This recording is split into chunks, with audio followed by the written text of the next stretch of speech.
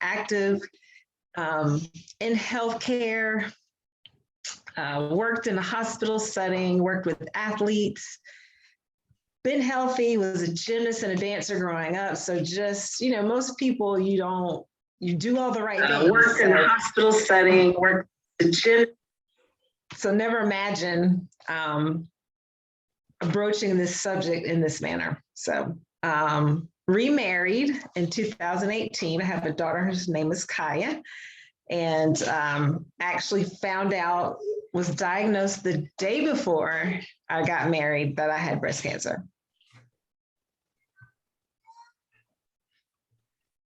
Moved to Atlanta because that's where his job was. Had 2 surgeries in July, my first surgery, which was a double mastectomy, was July 10th. Went into the doctor's office with my mom.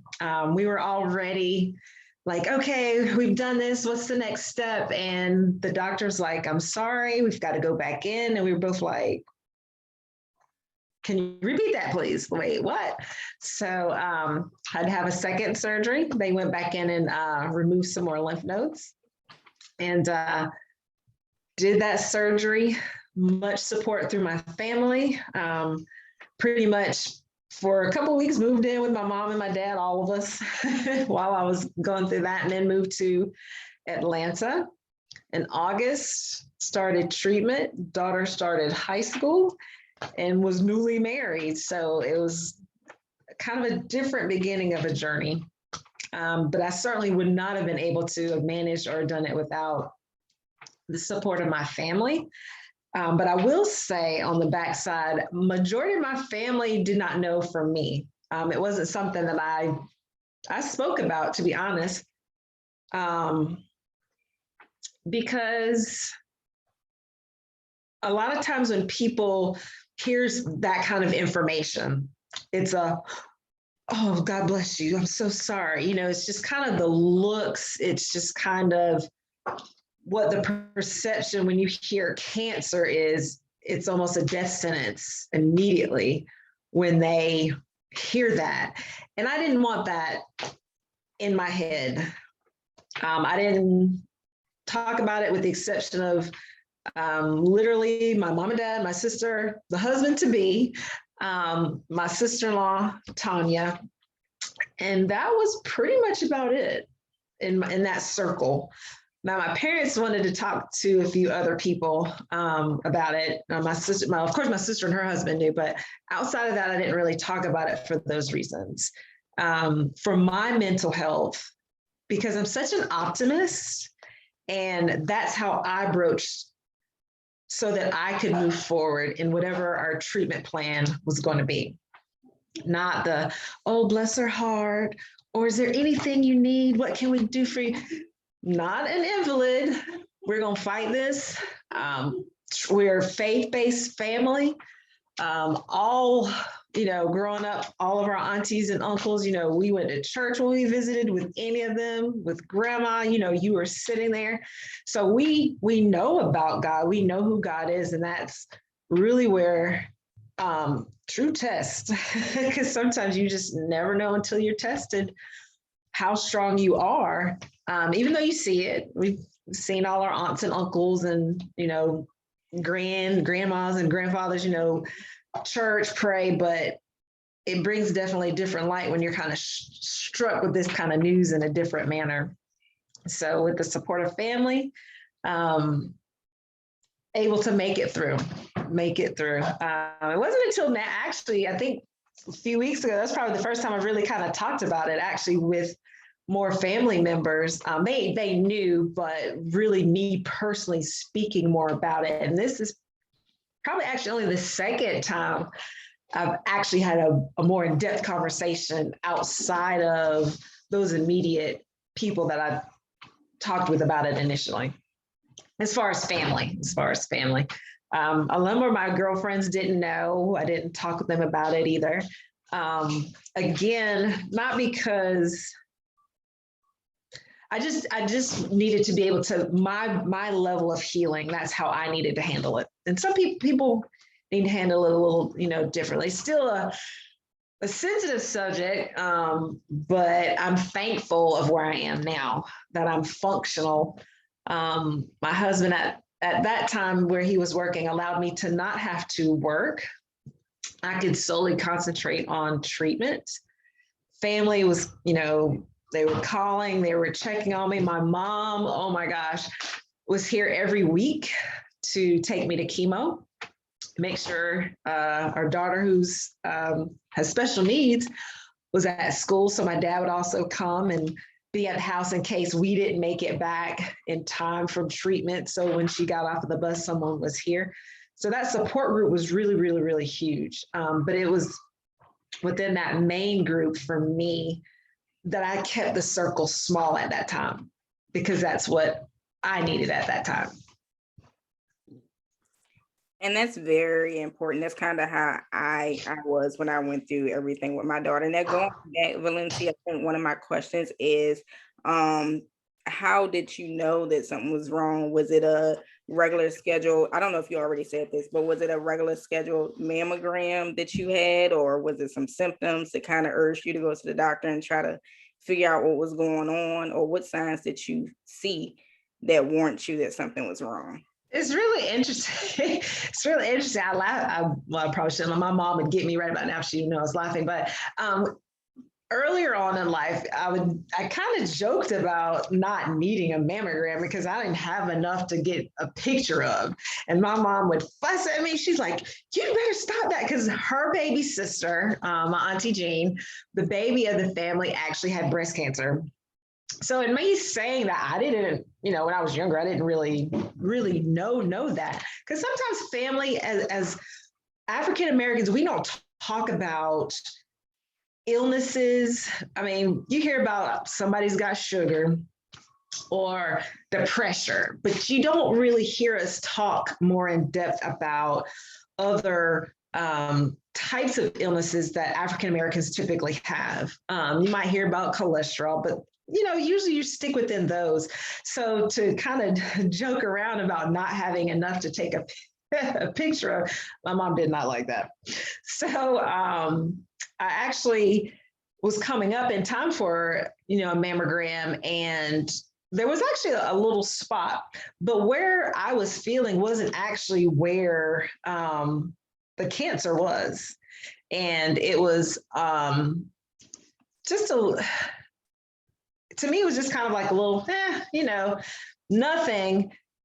Did the mammogram, and they said, well, we need to go a little further. There's a family history of calcification. So in my mind, I was like, oh, it's calcification. So yet again, thinking about it, but not really thinking about it. And, but outside of that, no, I never had any issues. And this was probably only my second or third mammogram, because you don't really have to get them until later on. But because my aunt had breast cancer, my mom was more concerned about us, getting it done earlier. So had the mammogram, had the second test, and then that's when it showed that I had stage 2 breast cancer.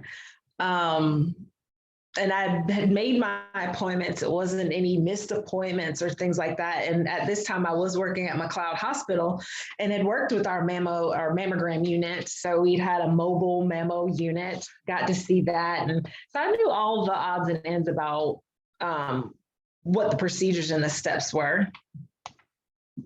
Still wasn't overly concerned. And then when they gave me the information, I was actually meeting my mom to get my daughter so I can finish up the last minute touches on the wedding. And I got the phone call. And in my brain, I'm still thinking this is just calcifications, no big deal. There's a family history there. So that was still my thought. And when she said that it was breast cancer, I had a brief moment of insanity. I completely lost it in the car. My mom pulls up. My daughter, who's sitting in the car waiting for her, was upset because she's never seen me in that way. And my mom's on the window going, "What's wrong? What's wrong?" And all I can say is she said it's breast cancer. So in those 5 minutes of, oh my God moment. And then after that, it was like, okay, what do we do? Doctor's appointments tomorrow. We move from there. So I did call my, at the time, fiance and say, hey, I got some news for you. So I gave him an out. And I said, this is what I've just been dealt with. What do you think? And so it didn't change anything, thank the Lord.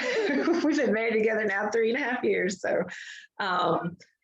again, that brief moment of, wait, what? So all religion, all sanity, everything out the window, just everything, just your mind is like, and then it was like, okay, this is what we do. This is how we deal. This is how we move forward. So that's what we did. That's what we did.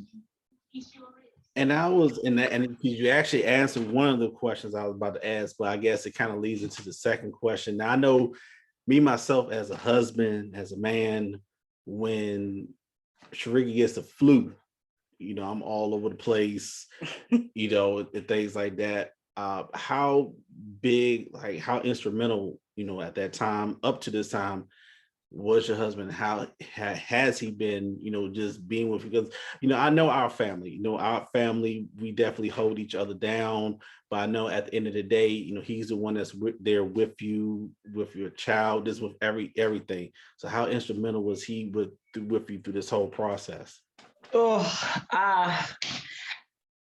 huge. What made a lot of things possible too, and certainly for moms, for those of us who are able to still have our moms, or someone who took care of us, who, you know, my mom, Mary Alice, Auntie Alice, as most of them call her, huge and instrumental in what he was able to continue to do.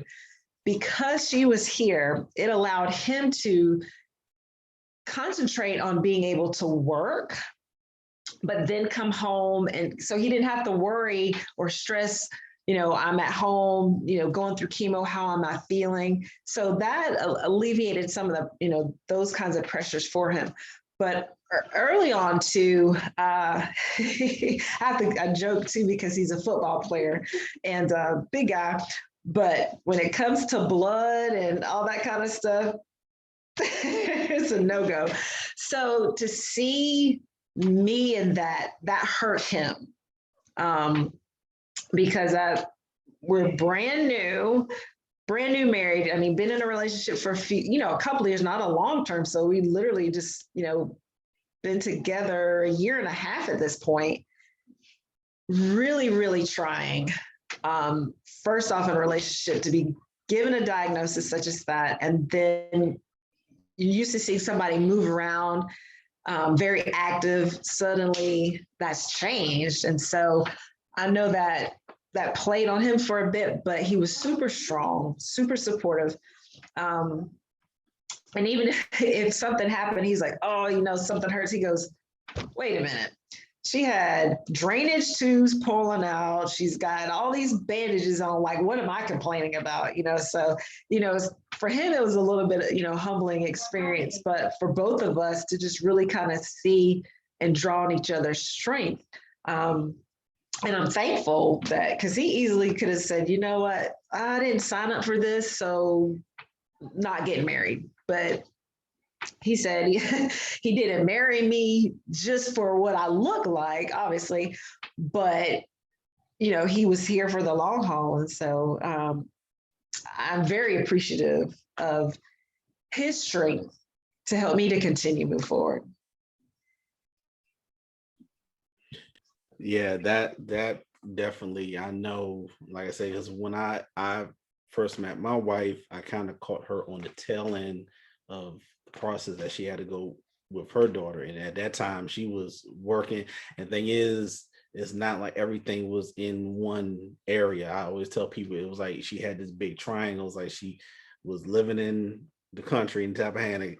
And I know, like I said, my family's from South Carolina, so you know, I know they know about, you know, traveling from the country and then coming into the city where she worked, and then she had to go to Richmond where she was, you know, so her doing that alone was just a lot, you know, and then, you know, having the family. So I definitely, you know can kind of understand the stress and how it is to, you know, be with someone that's going through a trying process like that. Yeah. And during that time, a support system is what's important, because truthfully, I don't know how I would have made it without a support system. I I actually could not imagine the same with, especially, like as just speaking in regards to family, as an Oxendine, that's just huge, huge, huge as far as support. And actually, even sitting there while I was in chemo, most of the time I was having conversation with God or praying, because there were people that I would see in there by themselves. And in my mind, it was at that moment, it was like, Lord, I appreciate the fact that my mom is here with me, that she can drive me to and from my appointments, that Thomas can come and check, or he's checking on us, or dad will call, or my sister's calling, so to have the support is super huge. And I did keep it somewhat small. Yep. Too, because sometimes with a larger circle, some things are overkill. Mhm. And not that you want to be, I don't want to say aggravated would be the right, but when you're trying to mentally move through yourself, sometimes that's an added pressure, or the constant questions, or, do you need this, or how, so for me, my mom and my sister-in-law was huge. It wasn't a overbearing, but it also wasn't a total hands-off. It was, for me, it was just the right amount. They knew me well enough to know when to ask, what to ask, and how often. Because sometimes, when you've heard for the 18th time, are you okay? Do you need me to get something? That can be that small aggravation for you too in that recovery, that makes you just kind of, withdraw a little bit, because you're like, oh. I don't want to hear this, or I don't want to hear that. So knowing within your support who's the best support for you makes a difference too. Now, I know you say that you have a daughter. During the process, how was she, I guess, seeing you with the treatments and going through the surgery? How did she take it? Or were you able to kind of, explain to her, everything that's going on, so that she wouldn't have to be worried about, mom? Because I know for me, if that happened to my mother at a young age, I'll probably be all over the place. So how did she receive everything and take everything? So Kaya, for those who don't know, she has Down syndrome. So there is a certain level of understanding anyway. However, for her, it was a change. Well, it was a huge change, first of all, because we got married and we moved. And she started high school. So there was a whole lot, going on for her too. And then she got to see Granny and Papa, every week, but it was because mommy needed help. So a lot of our terminology was a little bit different. There's the understanding of a cancer is not there, but she could see the physical, manifestations, because I had my hair, of course, at first, and then, it was gone. And one thing that she would always say was that my fingers were black. And to me, it was like, well, I didn't think they were black, but they were, the shade was different. And I actually, most of my fingernails started separating from the skin. So I couldn't do a lot of certain things with my hands, because then my nails would hurt. So as far as she knew, that was very different too.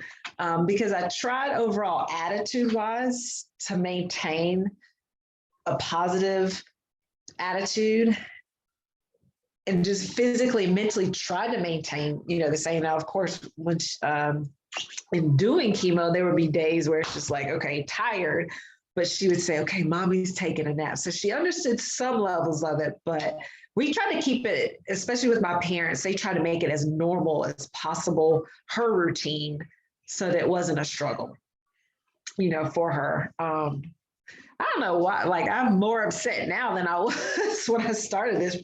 I guess maybe more of my emotions are coming out now, but just the process itself for her, it was different. But she had such a strength through it too. because, okay, mommy needs help with this, or, okay, I need to be quiet because she's taking a nap, or, what can I help you with? So she would definitely, and I don't know if some of that was because my parents talked with her a bit more about it too, or how they, worked in the house, and showing her what to do, and all in the process of trying to help her be independent, because that's some of the things that we're working on. So maintaining a certain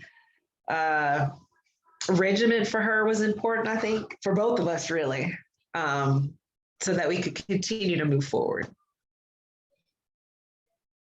So during the process, because I to me, cancer, I never really looked at cancer really strong until I met my wife. And it's crazy how, I guess I was so, I'll say, the dumbfounded to cancer. I always thought about cancer as that one thing that old people get. And I know that's an ignorant response, but that's when I was a kid, coming in my 20s, that's how I saw it. It's like, and especially, for instance, the church that, I grew up with in Metropolitan, when they made announcements, and they made announcements about a lot of older people in their 60s, and they, announced that they had cancer. So I never, thought about younger people having cancer. But through, when you were first diagnosed, through the radiation treatments, through the surgeries, what were some of the things that just kept your spirits high? Because I know there's a lot of people, like you said before, once they hear cancer, they automatically think death sentence. Yeah. And it's one of those things where you can sit down and say, it's one of the things you can't really say, I understand what you're going through, because I've never personally had cancer. I can't sit down and say, hey, I understand what you're going through. So in your mind, what were some of the things that just, kept you, just high, like, hey, we're gonna beat this. There's not gonna be this somber moment. I'm gonna overcome this. So growing up, just, as we go back to those ox and vines, just such a strong family, go get, do, not to sit around and just kind of like, oh, woe is me. We've never had that, as a family kind of attitude. And it's just interesting how, when you look back at things, the preparation that you go through, that you don't realize that it's preparation for something. You never know what that could ever be. With my mom's jobs, working with special needs, counseling, seeing family members who might have been sick, but not, just like you said, you think about certain things as an older person disease. And that, so definitely it's not, I wouldn't say it was ignorant on anybody's part, but it just, those kinds of things you didn't typically see in younger, people. It was far and few between those kinds of diagnoses. Now, whether or not it's because technology now allows us to see more of those things, but also an interesting conversation we've talked about too is environmentally way different now than 20 years ago, or even 10 years ago. Just, you're hearing this cancer diagnosis way more, I think, and in younger people.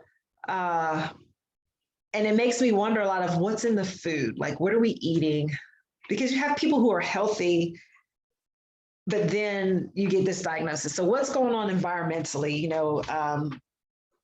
What's in the air? What are chemicals are out there? What are we exposed to? What types of chemicals are in food? So I definitely, you would have never imagined, just like you said, most of us don't think it would be me, or at the age of where cancer, certainly would never expect that.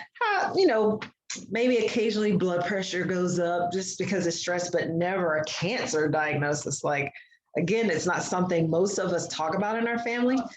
My grandfather had prostate cancer, but he probably had it for, 10 years before I even knew anything about it, because as African Americans, a lot of times we do not talk about those things.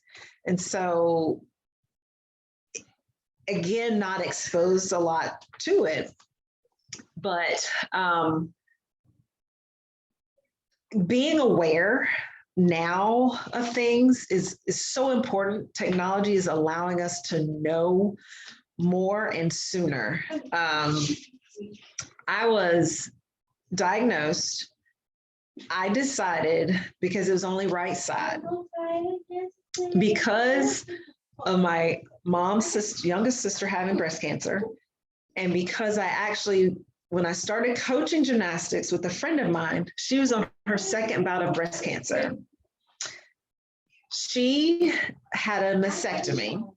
They would not do a double mastectomy. She wanted a double mastectomy because of the risk of it coming back in the second. But because of insurance, they said no, which is interesting because should we not be preventing things?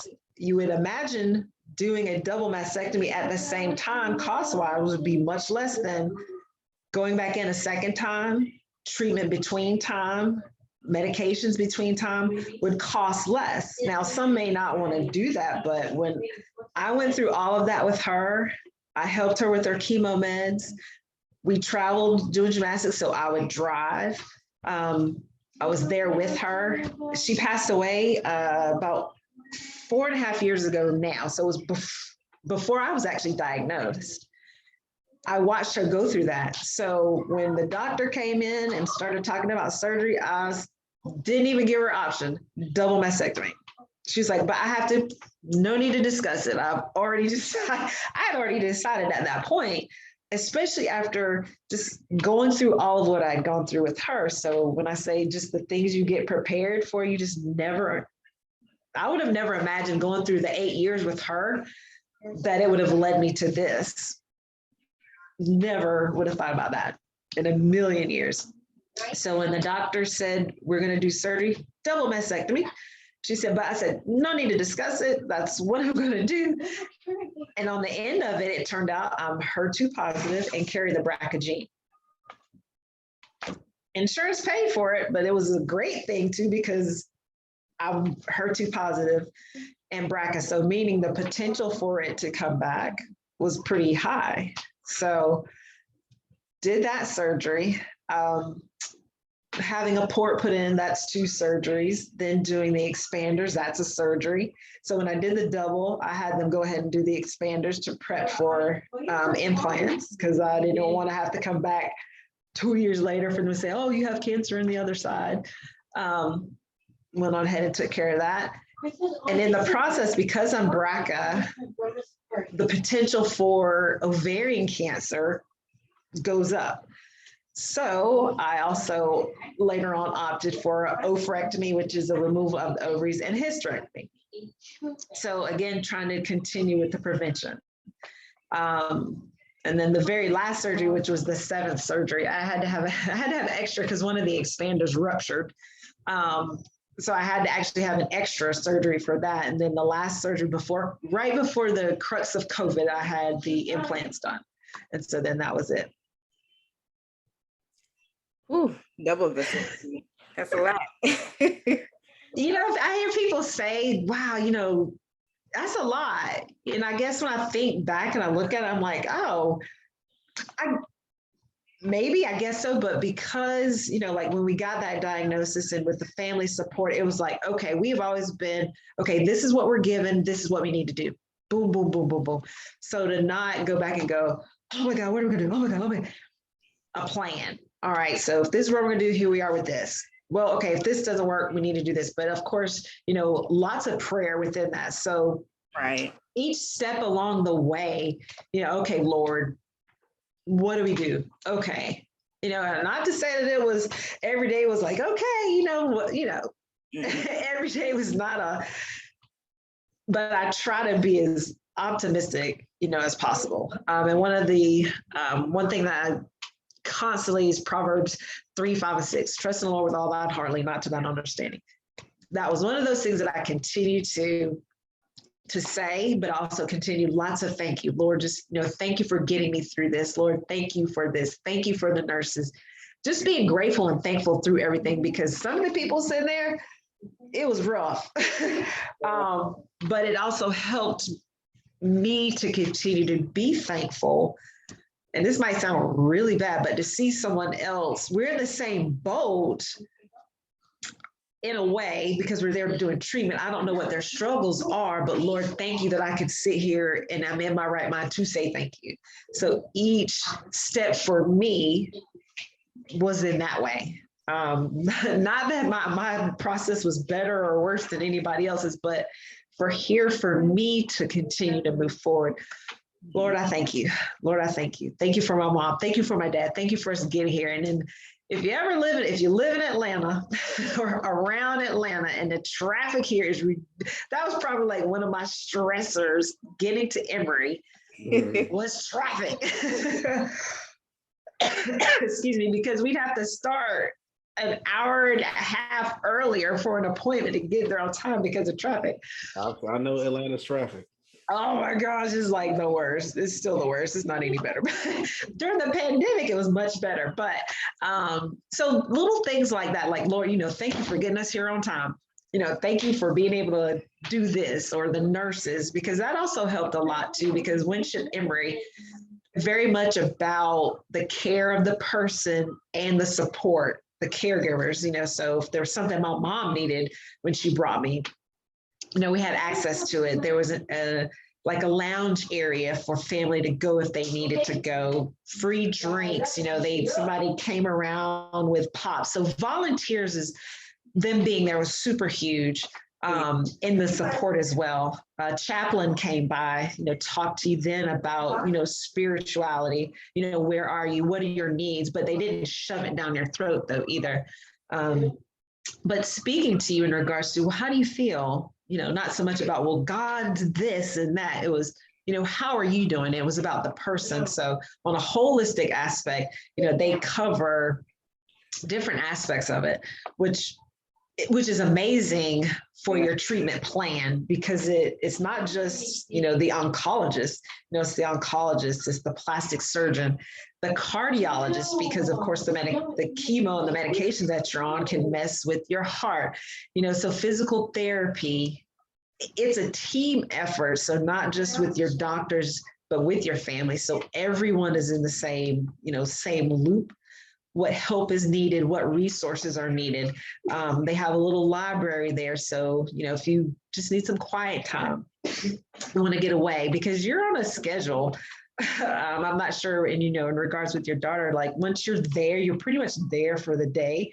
At least, for me, I didn't have to stay, but some people, are traveling from out of state to come get treatment, so they would have to stay someplace. So having to do that as well. So it's a lot, I guess when I think about it now, I guess it is a lot. I think that's the difference with children is the day that she had to come in for chemo, she come in, got the blood tested, and then they keep the whole week as children because they have to watch. Right. Yeah. We do have one question in the comment section. It's, did medical community offer support groups? Yeah, you kind of touched on it right there. Yes. Oh my gosh. So when I came in, they do have volunteers who are there, and they specifically different volunteers, and they may ask you different questions. Sometimes on your questionnaire too, they'll ask you in regards to living will, how do you feel in your home? Do you feel safe? So they ask specific questions to see what some of the other needs are. They also had flyer information that was usually around about different groups. You can always pick up information. And then in the lounge library area, there was always information, but you could always talk with someone too in regards to how do I go about the financial counselors. If you had questions, they could point you in the right direction for whatever resources financially. Because when we got married, just before we got married, we did all the insurance information. So again, not knowing that I'm going to have to go through any of this. So I'm in the financial counselor's office and he tells me, you have no insurance on file. And I was like, wait, what? So that was probably my second freak out moment after the initial diagnosis, was because in my brain instantly, I'm thinking, oh my God, like, how am I supposed to pay? Because chemo is not cheap. I mean, I know from a sports medicine aspect because I did the billing for physical, to help with physical therapy, OT. So I knew what that evaluation was. This by far was way more than that. So my mom was in the office with me then, and we're on the phone, and I'm like, what do you mean you can't find it? And at that point, he said, Miss Balcom, it's okay. We'll get it taken care of. You don't have to worry about treatment. So the mere fact that there was already something in place, he probably didn't want to see me freaking out on the floor there either, but that there are resources in place, but we also have to ask. We can't just assume that, okay, yeah, they have something here and I can, you have to advocate for yourself. My mom was like, okay, Valencia, we've got, I was like, okay. I said, okay, I'm good. I'm good. So in talking with the financial, they can point you into a direction of financial in some aspects, because, and I don't know, I may get in trouble for saying some of this, they have programs. We just have to ask, because they, EMTALA is a law that they can't refuse emergency care to someone in need. And that's most public hospitals. It's not all hospitals, but EMTALA, EMTALA is a law. So they can't refuse you medical care, but you can ask about specific programs in regards to financial assistance or financial aid. They can put you on, pay $25 a month, and especially right now with the way things are going with COVID, there may be some other programs, resources that are out there, but it's also up to us to take the time to stop and reach out to do some research on that. There are a number, because of, breast cancer awareness, there are a lot of groups that are out there. Technology allows us right now with Facebook, because of what you guys are doing, you're helping reach out to people. And a lot of times things are tagged through Facebook, or friends of friends. I met a lady, so I've always done Zumba. I grew up as a dancer. I was in a ballet company, so I've always danced. And that was actually part of what I would do during the week. After chemo, I would just get up for a little bit, go in the garage and just move my feet, move my hips, just do a little Zumba, turn the music on, those things that I enjoy doing. I would go into the garage, I'd be out there by myself, but I would practice, so one of the ladies that I met last week was a breast cancer survivor. Just by me talking to her in regards to how I was doing with Zumba and some other things, that story then led to her telling me about a support group and a run that they're doing. So sometimes resources you end up finding is by word of mouth.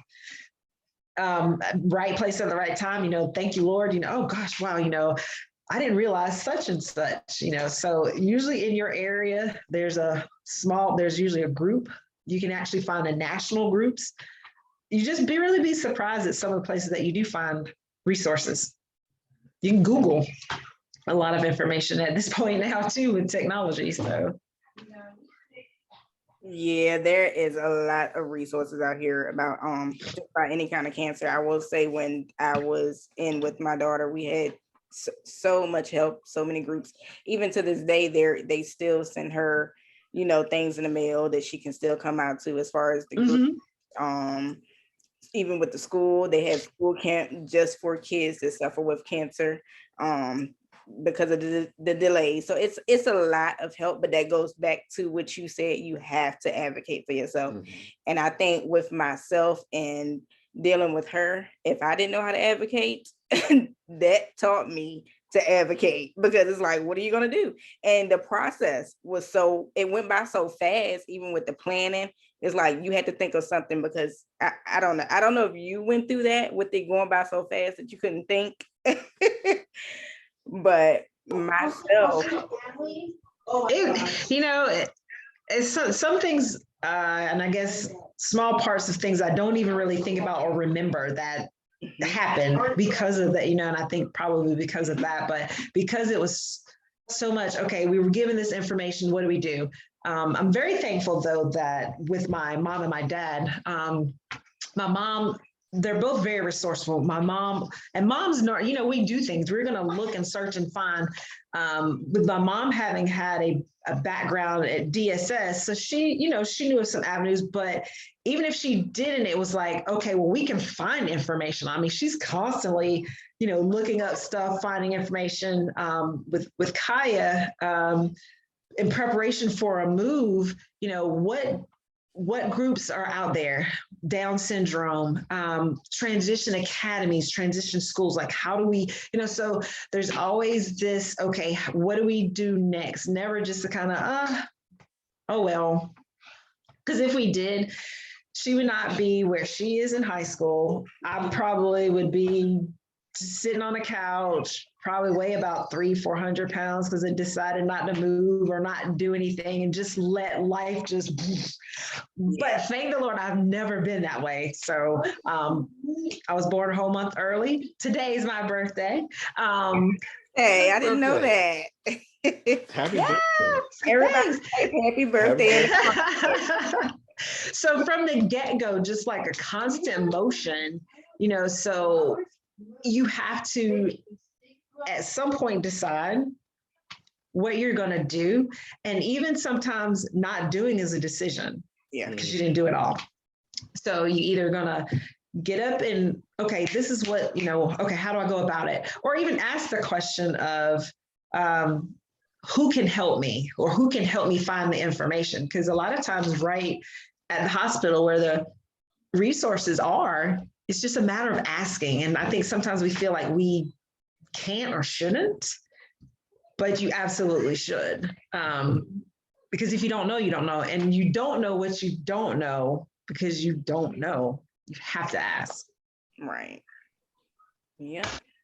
Well, one question I have, I guess, with like you said, your aunt have had breast cancer and yourself, is there anything that you have to look, I guess, or be able to watch out as far when it comes to your daughter? Is she at any risk, or how, or does the doctors explain that process to you? So, unfortunately, because I was HER2 positive in BRCA, the potential there is high. So, another part of the treatment plan from the very beginning was genetic testing. That's how I know that I carry BRCA. So, my sister was also tested, and she, because of her age, they will wait until after 18 to then test.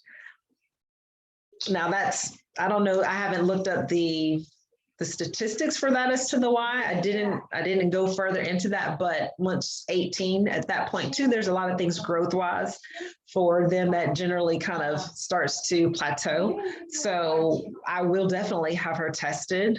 She actually turned 18 a couple of weeks ago. So in the next, year or so, we'll start really looking a little more, closely with that. But other family members, it was suggested, like my mom and my dad, my sister and her also be tested. So my sister did test. And one of the things with that was that she didn't have breast cancer, but BRCA positive. So most of us, or some people may remember when Angelina Jolie was on the news and she decided to do the big chop because she carried the gene. Well, that means you carry it and the potential's high to have breast cancer. Well, then you're spending the next, 4 to 6 months, you get tested, then you do it again, 4 to 6 months, get tested. And so for some people, why just, I can go ahead and just do a double mastectomy and not have the stress of worrying about the potential of it occurring. Mm-hmm. Now, does it mean you can't still get cancer? It doesn't mean absolutely nothing's 100%. Right. But peace of mind for me at that point would have been if I was BRCA, but didn't have cancer, I might have gone ahead and said, yeah, you know what? Let's just go ahead and do a double. I don't want to have to stress for the next 6 months until the next mammogram and then stress for the next, oh my gosh, because that plays a lot too on your mind. If whether or not the potential, if you know that it's high, that you could possibly get it, even though you don't have it yet. So we will watch her for sure, and then go from there. Yeah. Okay. All right. Well, so I guess the last question, and we're going to go ahead and tie it up, is how many years have you been a survivor? 3. I was diagnosed in 2018. So Yeah, just congratulations. yes. So they say you're supposed to wait, 5 years. When I rang the bell, I was a survivor, and that was it. I'm not waiting. Thank you, Lord. I'm done. Yeah. So that note, that doctor's report telling you no more cancer is a survivor moment for it is. I went through and they did the scan. They've done all that stuff, and I was like, yeah. When I rang that bell, I'd already said I was done. I'm a survivor.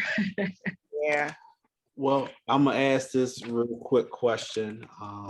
Now, as a woman, as a mother, going through this entire experience, what have you taken away from it? Just, I guess, have you seen anything new in yourself that you've never seen before? And what advice would you give to anyone who may be going through this fight, or anyone who may know someone that's going through this fight? What advice would you be able to give them? I'm like, as a Christian, I've always felt like my faith was strong. Mm-hmm. Well, let me tell you, at that point, it was like, woof, like, wow, okay. Really, really, really tough. Because when Kai was born, we had no idea that she had Downs. But again, it was one of those things that, all right, Lord, this is what we're going to do, move forward and continue to move forward. So again, never thinking, much about it, we move forward. But I think within this process, I had times where I couldn't do anything because couldn't feel like doing anything, or I was attached to, a monitor, and it gave me some time to, really think and evaluate just exactly where I was within my faith. Mm-hmm. Mm-hmm. Not that it was wavering, but that, okay, Lord, this is you. This is how I'm going to make it through. It's not in my strength, but in your strength. And this is the only way I can do it. I can't do it by myself. I'm thankful for my parents. I'm thankful for the family that has helped me, but I physically can't do this without you. So I think finding even a deeper strength was probably the biggest thing for me, faith-wise. Because we practice, we say, we do, you kind of get into but when you are given a test, Yeah. ooh, that's really when you're like, okay, what do I believe? Mm-hmm. Do I believe? And it's in those moments that it's like, okay, Lord, okay, I'm gonna take a step back and let you work. I can't do it. And sometimes, because most of the times we try to force things. And I think this experience has helped me to just mature in that and mature a bit more in my faith, to continue to, to learn and to talk more with him, not assume and not just go, but to say, oh, wait, maybe I wasn't supposed to go that direction. Because with some now, I was talking about some of the neuropathy in my fingers. I can't tear tape like I was before. So, okay, so what am I supposed to do different? How can I help somebody differently? Does my story help someone else? Is that why I'm here? Like, I'm thankful I found out, because then I would find out that my sister I might have helped my sister not have it. Mm-hmm. Or my daughter or someone, so if that, and she says, well, that's not a burden you can carry. I said, but if that was why I was diagnosed and I was able to help someone else out, or at least one person, then, thank you, Lord, thank you for allowing me to do that. And I think sometimes too, my mom wanted me to say something sooner for that reason, but I wasn't ready. Yeah. I wasn't ready. But with you guys, asking me, to speak. I thank you.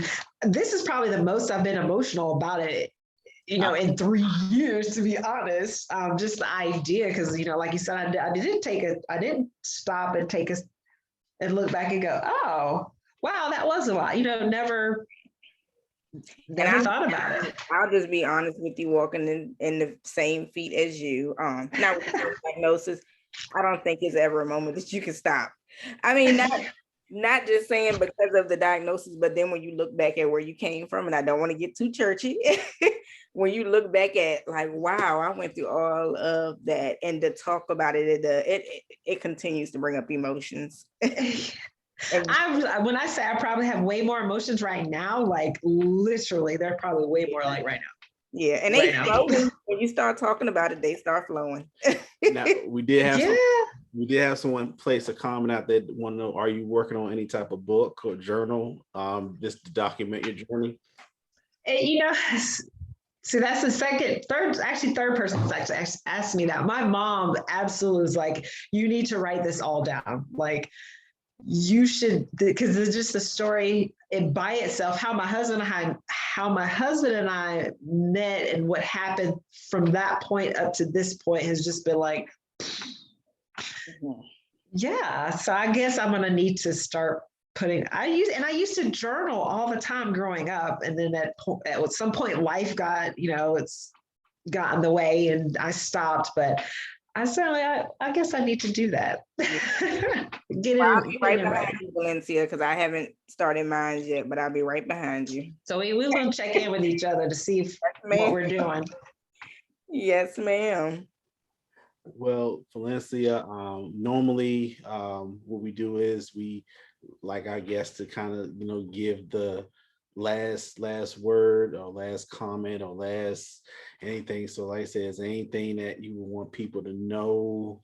And on top of that, if anyone would want to try to contact you, if they want some advice or information or just some uplifting, you have an email, anything that you can provide?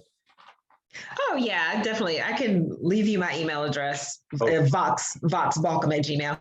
Okay. I would say, for whomever, you have to take the path that works best for you and your healing. Some people, they want to know because they want to be able to help you and they want to, do, and that's great. But you have to pick the path that works best for you. Whether it is, you tell one person or 20 people, it's what support works best for you, because you have to have the people that are in your corner that are in the corner for you, not about what can be taken out of it. Because there are some people out there, it's just, they're helping for sake of being in the mix. And that's not what most people need. So I knew for me, not speaking on it initially was what was best for my mental health to move forward. I didn't want to see are you okay? Because even now, when you say it, people are like, their face kind of still changes. No, I'm good. God is good. I've moved through. So, and I'll say a churchy part, find that scripture, find that motivational quote that you can recite to yourself each day. For me, it was trust in the Lord with all thine heart, lean not to thine understanding. Trust in the Lord so that you can move each day. And each day is different. You get up that next day, Lord, thank you. And you move forward. You do those things that help you to, move forward and allow people to help you. Because sometimes say, I got it. We, as females, sometimes it's strong people. Oh no, I'm good. I got it. But really, we don't got it. And it's okay to be, a little bit, to be vulnerable, to need help. And I'm so thankful that my parents and my husband, my sisters, Tanya and Aldous were there. Will, my brother-in-law, just massive support. And then all the prayers that eventually did start coming in because my mom and dad, spoke about it at church, so just take each day at a time, find that motivational quote or that scripture that works for you, don't be afraid to speak up for yourself. If you need help or if you need those resources, Google, ask the financial counselor, ask the nurse, do you know of? Or look for those little flyers. Excuse me, look for those little flyers that are sitting around if you're at a doctor's office, because a lot of times there's information that's on there. So don't be afraid. Ask. Definitely. Thank you for being on. I'm just gonna throw out and just throw this. I said this.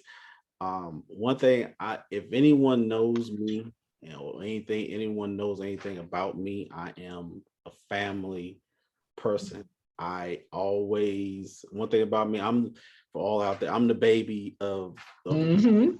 I'm the everybody call me AJ, so I'm the baby of the grands, and I always love my family, my Oxidines, just how we come together at any time of need. And we definitely had them, and we come together and we support Mhm. each other and we stay strong. I always look up to all my family, my aunts, my uncles, my cousins, like they're strong-willed people, country strong. I'll tell people I kind of mirror my in-laws. I look at them because it's kind of the same thing, just strong-willed people. So I definitely love you. I definitely thank you for coming on here and just telling your story and just letting everyone know how you made it through. And definitely thank God for you. Love you forever. Thank you, and love you guys, and love you as well. I appreciate the time and being able to tell. So I hopefully was able to help someone tonight. And I did send you my email address. Okay. We'll post it. So Yeah. thank you for joining us and answering yes to the call. Absolutely. Thank I you. also want to thank all the guests that tuned in tonight, and I put down in the comment section to subscribe to our YouTube channel, and the YouTube channel name is Mind Matter, and follow us on Instagram, and that's at Mind Matter LLC. So thank you guys so much for tuning on tonight, and I will see you guys in the next session. Thank you. Good night, everyone. Good night.